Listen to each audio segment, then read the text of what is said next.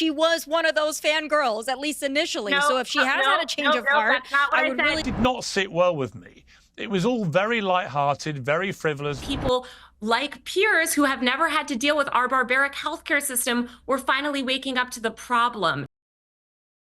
Let's hop into a Piers Morgan debate with liberal journalist Taylor Lorenz and MAGA commentator Tomi Lahren, talking about a multitude of spicy topics, really. So be sure to take a moment and leave us a like if you can. Really helps our channel out, really helps the video out, and let's otherwise hop right in. Did not sit well with me. It was all very light-hearted, very frivolous, very, wow, isn't this all a bit of fun? Hey, these crazy girls are all swooning over Mangione and stuff. You're talking about a cold-blooded executioner. This is not somebody that should be viewed in a light-hearted way. I mean, do you regret now the tone that part of the interview was conducted in? Well, listen, I mean, I think you can tone police all day long. Doni and I spoke for over an hour about this. And what you're watching is a few seconds of a long conversation and, frankly, a long special that everybody should watch. I mean, I think what Doni produced on CNN is a fantastic look at extremism in America. And Piers, you know, I would, again, urge you to look at American culture.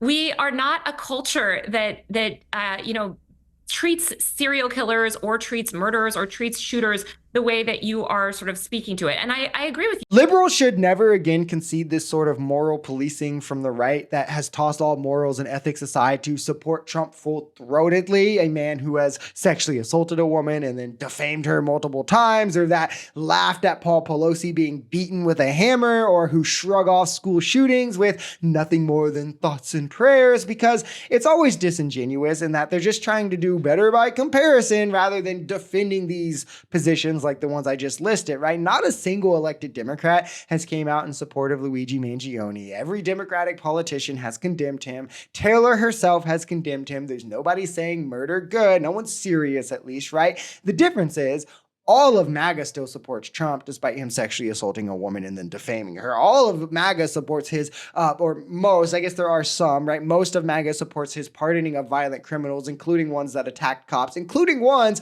that attacked cops who later died. I mean, to pretend that this is at all comparable or that the Democrats are at all in the wrong, I mean, it's just laughable. It's disgusting. It's wrong. It was, you know, a few months ago when we were on with Taylor and she said that she understood the joy that some people felt when this United Healthcare CEO was murdered in cold blood on a New York City street. So I'm going back to that. So I find it hard, unless Taylor has had this remarkable change of heart. She was one of those fangirls, at least initially. So if she has had a change of heart, I would really love to hear it.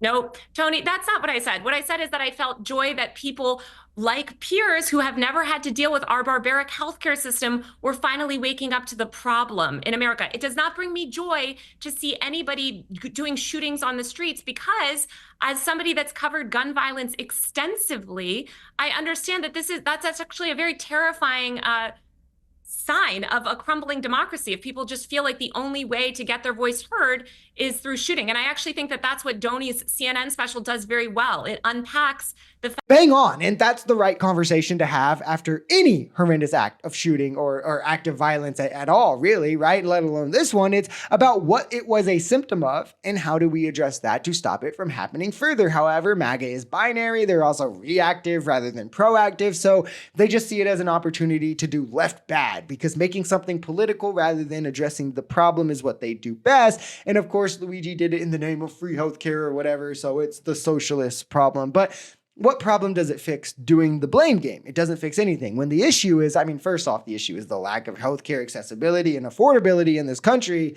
Let's be honest. But second, it's a huge problem that people feel the only way to have this issue heard is or talked about is by committing some horrendous act of violence like this, which sadly they were right. And I mean, even then it wasn't really enough. MAGA successfully just turned this into the new thing that anyone ostensibly left-leaning has to condemn, rather than a conversation starter for the much bigger issue. Talking about privilege and talking about never having to experience a healthcare system, what I'm missing here, not just with Taylor, but with others that are fangirling or fanboying over Luigi Mangione, is y'all realize, right, that this is a privileged kid. This is not a kid that comes from the inner city. He doesn't come from Appalachia living in a trailer home. This is a privileged kid who murdered by all accounts, a man who does come from humble beginnings, who was a husband and a father. And it's so bizarre to me that the left is taking this tone. It's not just with this case, it's with so many. It's like, if you agree with the end goal here, if you agree. Well, first off, that healthcare CEO had denied like a historic amount of healthcare claims. He was like Hakeem Olajuwon to cancer patients. Now,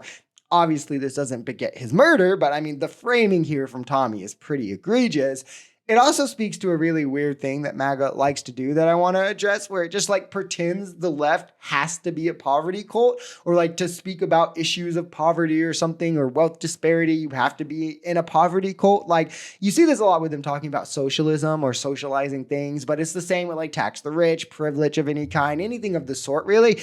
They just realize, they don't realize that that's not the part that matters to the left. Luigi can be rich. That's fine. He can be privileged. That's fine. It's the fact that he's willing to speak on issues, be a voice for the voiceless, fight for the minority. Now, I guess to clarify with Luigi specifically, he did this the wrong way. Murder is never the answer, but just speaking about it like generally and how this comes about, the right will say this like much better examples are like Bernie Sanders or Hassan Piker, where they'll be like, LOL, Bernie has 4 houses, or oh, Hassan socialist, but house $1 million.